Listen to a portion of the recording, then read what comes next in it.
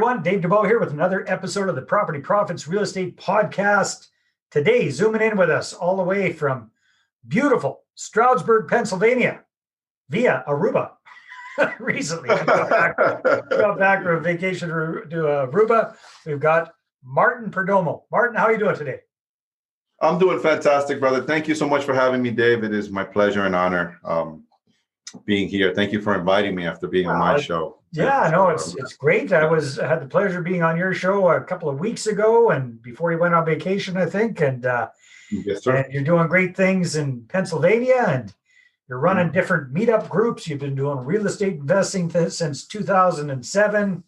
You're a busy guy. And one of the things that really stood out for me here is you're saying here that success in real estate investing is 80% mindset and 20% skill set. And that equals 100% success. So, Martin, why don't you tell me, first of all, what kind of deals are you focusing on primarily these days? And second of all, how did you come to realize this equation? 80% mindset, 20% skill set equals 100% success. Well, thank you. That's a great question. So that's a loaded question. But the first thing I'm working on, I do two things, and I work on two different strategies in real estate investing. Number one is buy and hold. So I believe that wealth is created in cash flow, right?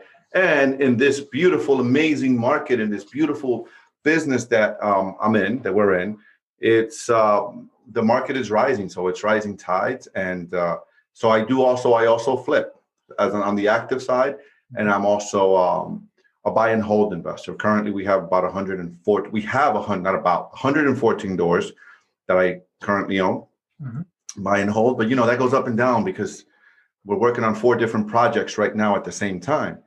And a lot of times, what happens is, to answer the second part of the question, the 80-20 mindset formula, is that I'm really big on personal development, right? I believe in modeling excellence, Dave. I believe in modeling successful people. And when I first started in 2007, I realized that I was playing Mr. Landlord. So I was doing everything myself. I bought my first duplex 2007. I was in the mortgage industry, bought my first duplex.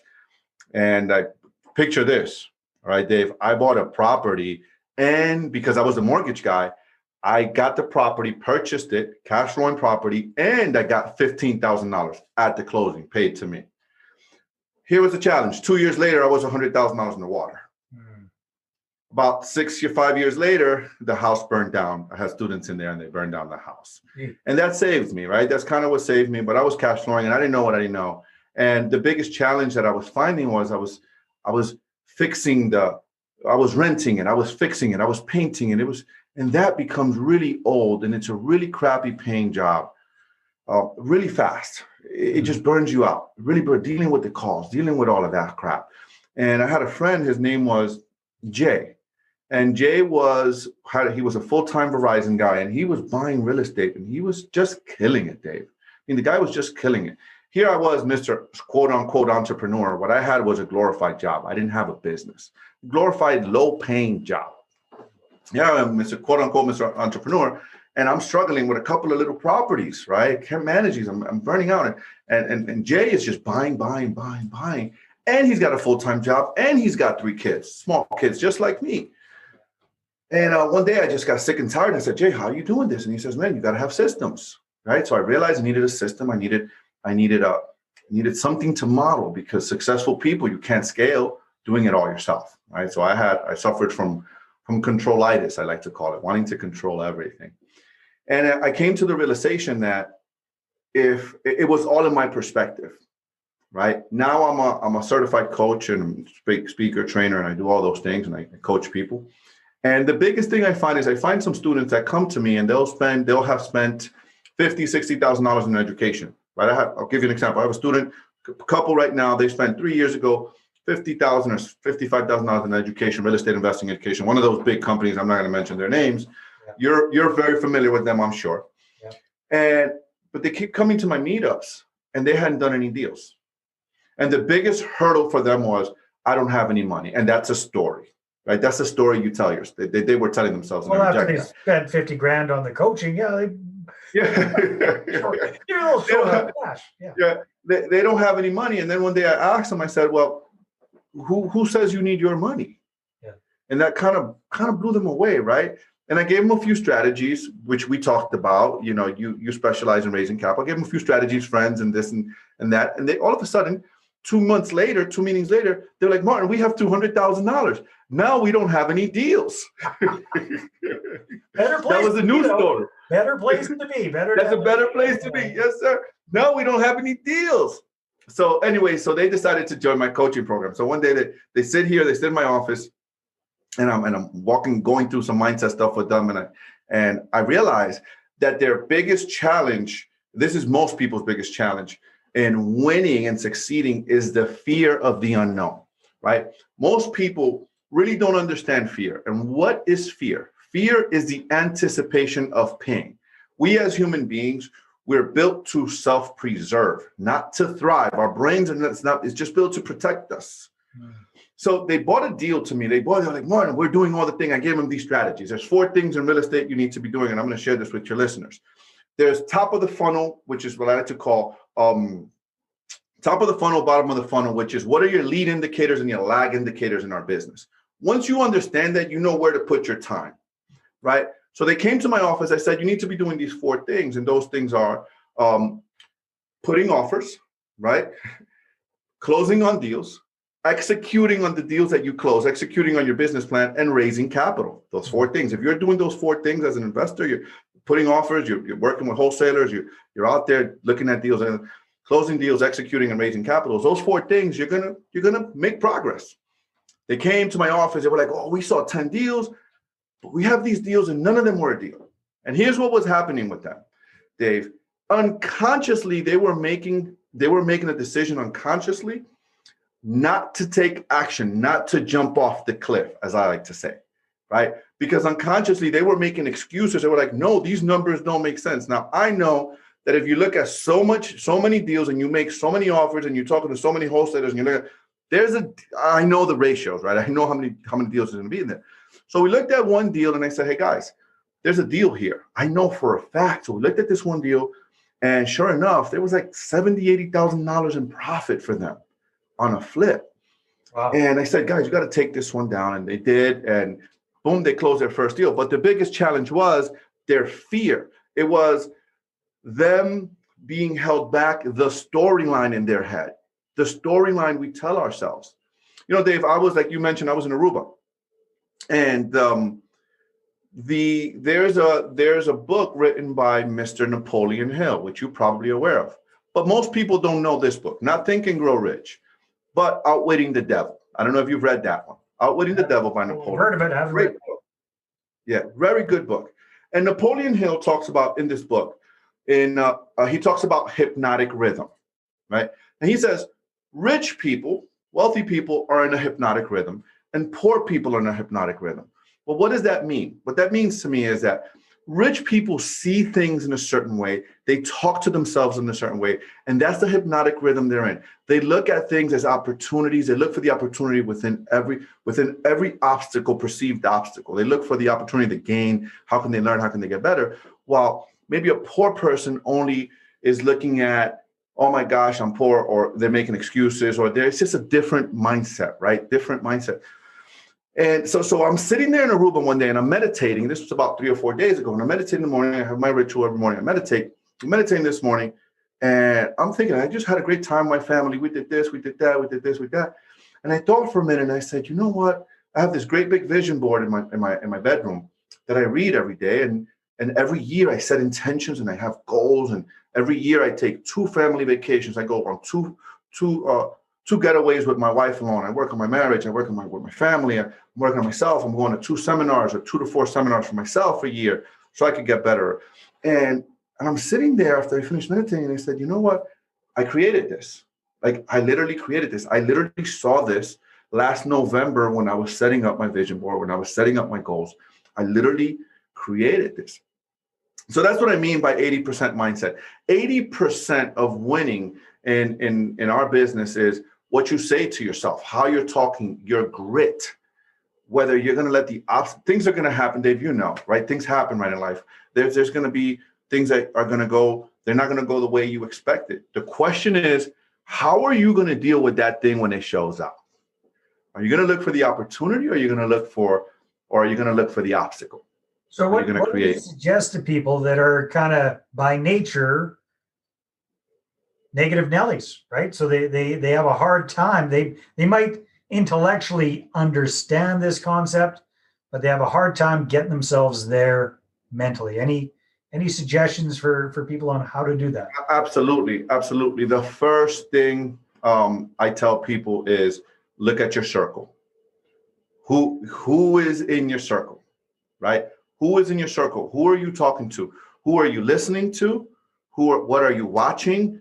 And who is around you, right? Who are you intentionally being around? Are you around people that want to talk about other people and gossip and all that stuff? Or are you around other people that want to talk about ideas and ways to improve yourself, right? And I had that problem. So I'm gonna sit here, Dave, and I'm gonna tell you that I had this figured out, right? I read a lot. I'm in a lot of seminars. I'm constantly growing and getting better, and listening to guys like you, listening to podcasts like yours, and listening to smarter people than myself. But the first thing is look at who your environment is. Who are you? What are you putting in your eyes? What are you letting in your ears, right? The next thing is what's the storyline that you're saying to yourself? What's the last thing you see before you go to bed, and what's the first thing you see before you go to bed? One thing I would highly recommend is create a vision board, right? And I know that this is kind of woo-woo and it's not for everyone. I get it. But I like to believe that I'm a practical woo-wooist, right? Practical woo-wooist is if it works, I do it. If it doesn't work, I scratch it, right? I'm a practical woo-wooist. So look at your circle. If you look at your circle, the 5 people that you surround yourself with, you average your income, you're not going to make $1 over what they average, because they're just not talking about higher level ideas. It just is what it is. It's just a fact, right? And when I realized this and I started putting myself intentionally, going to seminars and putting myself around other people, and that's the next question people ask me, well, Martin, how do I put myself around higher thinking people? Wow, that's another fantastic idea. Hold on to that thought for a sec. We'll be right back. Now, are you a real estate investor who's run out of cash or credit to grow your portfolio? Are you looking to grow your portfolio using other people's money and raising capital? Well, I want to show you how to raise 6 figures or more in 6 weeks or less at my upcoming Investor Attraction Workshop. You can get your ticket and find out all about it at investorattractionworkshop.com. We're going to spend a full day taking a deep dive into this roadmap that I've used to raise millions for my deals, and I've helped other people just like you cumulatively raise hundreds and hundreds of millions of dollars for their deals as well. So again, you can check that out at investorattractionworkshop.com. And as a loyal listener to the podcast, you'll get 50% off your ticket when you use the discount code podcast. That's right, discount code podcast at investorattractionworkshop.com. See you at the next workshop. Why would they want to have you in the group? I guess is a question. Right? That's a good question, and my first thing is, my first statement to them is, first thing is, if they're listening and watching this podcast, this is a first step, right? Watching or listening to a podcast like this, because in podcasts like this, guys like you and I, we're involved in different groups. We're involved. We go or we host ourselves different events, right? Where we're giving value and we're helping people. And so the first thing is, I would say, hey guys, put yourself in an environment where the winners are. And where are the winners, Dave? Where are the winners? Right? You talk to the really successful people. I belong to an elite group, a real estate elite investors group, and I pay a lot of money to be part of this group. Great group. The leader is buying a bank, right? The leader of the group is buying a bank. And when you think about the guys, those of us, and I consider myself one of the smallest guys in the group, and I'm in the group for that reason, because I want to level up, right? Right. My mentor has a jet. What do you think is going to happen to my mindset? If these guys are talking about developing multi-million dollar deals, and they're talking about my interest on my carrying cost for my interest on these developments I'm doing is $100,000 a month, what do you think is happening to my mindset? Oh, that's even possible, right? How do you do that? right? So it's just putting yourself around those people. But I didn't start that way. I started by attending a seminar, personal development. I worked on myself, personal development event. And that's where the achievers are. You know where the achievers are? The achievers are out there learning and growing. The achievers know that they don't know everything and that they need to continue to grow and to continue to excel. And if you look around at those that are not achieving, they're not investing in themselves. Dave, they're not investing in themselves. And a lot of people ask me, well, when I host my meetup and I'm doing some mindset strategies with people, they're like, well, what does this have to do with real estate? Real estate investing. And I'm like, everything. Because once you get your head right, once you understand that this is just, once you change your perspective and you reframe your mind around taking action on a deal and taking it down and getting resourceful and figuring it out, then the rest is history. Then you're going to start winning, right? Once you get out of your way thinking that, oh my gosh, if this deal goes bad, oh my gosh, if you know your numbers, right? It's all numbers. Real estate is just numbers. It's simple math, Dave. Simple math is ARV times 70%, 75%, whatever the value is at that percentage. It's just simple math. If I want to execute and I want to refinance, how much am I going to get out? Simple math. That's easy. That's easy. You can learn that in an hour. The next question is, what are you going to do with the information when the deal shows up? Yeah. Are you going to get in your head and say, oh my gosh, the economy, no deals, no this, no that? What are you going to do? So if you work on the storyline, right, you work on yourself and what you're saying to yourself, the rest will follow. Earl Nightingale, I don't know if you know who Earl Nightingale is. Definitely. Yep. Says in The Strangest Secret in the World, you call him the godfather in personal development, Earl Nightingale. He says in The Strangest Secret in the World, he says, a man is exactly where he is. A man is exactly where he wanted to be, whether he admits it or not. That's a hard pill to swallow, my friend. That's a hard pill to swallow. Now, someone may be a really young person listening and they may have been born poor. So was I. Born poor and they don't have a choice. But you get to a point, if you live in your country or my country, where if you educate yourself, if you self-educate yourself and you surround yourself with the right people, opportunities will follow. Right? A man is where he is because that's exactly where he wanted to be, whether he admits it or not, because that's what he sees in his head. That's what he believes for himself, because that's the story he tells himself. Talking about hypnotic rhythms, right? Like what Napoleon Hill talks about in his book. What hypnotic rhythm are you in? Right? What are the stories you're telling yourself? What's the conversation you're having with yourself?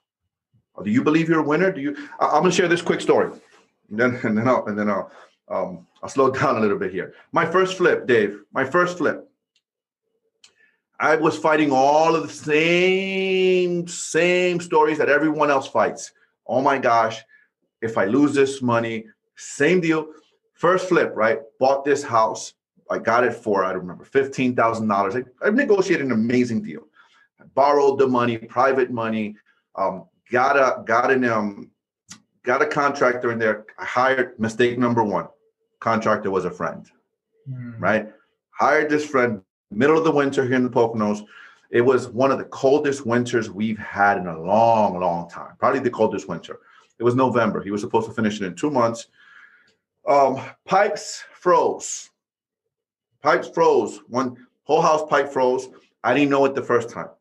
Pipes froze the second time. He told me, right? Replaced the pipes. One day I go into the house in December. I go to the house on a Sunday and I catch my friend smoking weed with the guy putting the tiles down, right? Smells like weed in the house. And I just wanted to get the job done. I was like, okay, whatever. I ignored it, right?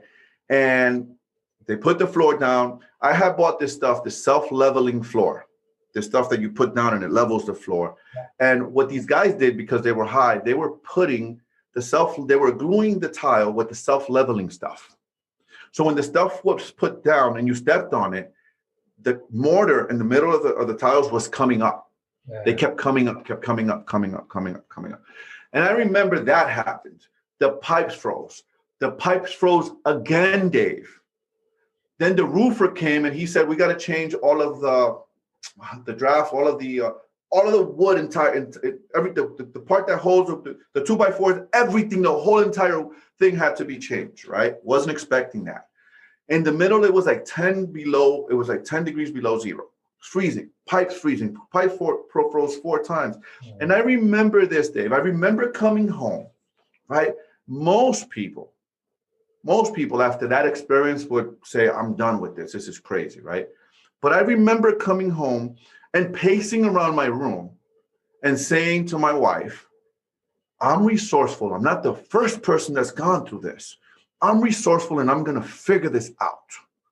I'm resourceful and I'm going to figure that. That was my rhythm. That was my mindset. What I kept saying to myself is, I'm resourceful. I'm going to figure this out. What's my next move? I'm resourceful. I'm going to figure this out. And guess what, Dave? That first flip, my very, very first flip, has still to this day been it was a very solid, one of my most profitable flips. I made like 70 grand on that flip. It was a good flip. But a lot of people would have given up going through what I went through. You know, I wind up firing my friend, wind up losing a friendship, wind up putting a claim on his insurance. It was a crap show. It was a crap show. But the question was, I look at that now and I think back all of the lessons I learned. And what was my attitude towards it, even while I was going through it. I remember, because I'm a Mason, I was going to a lodge meeting one night, and we had a little break in the weather. And I was in my black and whites, a black suit, white shirt, bow tie. And we had a little break in the weather, and it was like 60 degrees. One day, Dave, we had like 60 degrees, you know, those crazy weathers, right? And I said, you know what, guys, we're going to paint this thing. We're going to paint the exterior. We're going to do it now. And it needs to be 55 degrees. And we rushed. We got everything. And in my black and whites, I remember holding the lights, the lights to the big light so the guys can spray. Right. Because it gets dark early, right, in the winter. So the guys can spray this. We're in Canada. We can relate. Yeah, for sure. And my shoes got ruined and my suit got ruined. But I was in this mindset of being resourceful, and I was going to do this and I was going to figure it out at whatever cost. That's what I'm talking about. That's beautiful.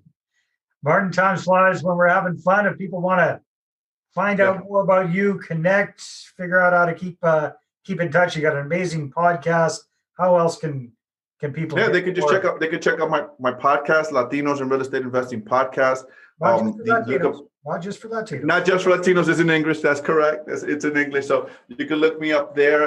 You can look at the Elite Strategist. I have a DVD where I teach new investors how to invest. It's on Amazon. I have a bunch of content out there. But probably the best place to find me is Facebook. I have a Facebook group. I also have a Stroudsburg, REI.com. I have all of my stuff there, which is my, that's STROUDSBURG REI.com. That's my Real Estate Investors group.